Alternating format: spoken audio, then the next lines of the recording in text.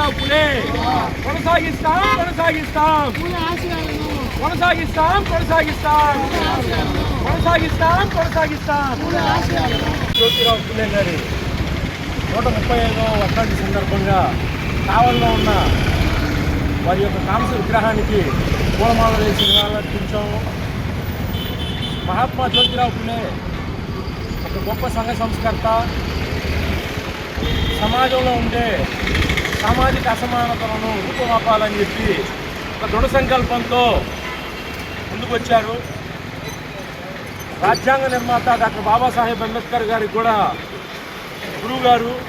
అంబేద్కర్ గారు కూడా ప్రతి సందర్భంలో నా గురువు మహాత్మా జ్యోతిరావు పులే గారు అని చెప్పి చాలా గొప్పగా చెప్తారు.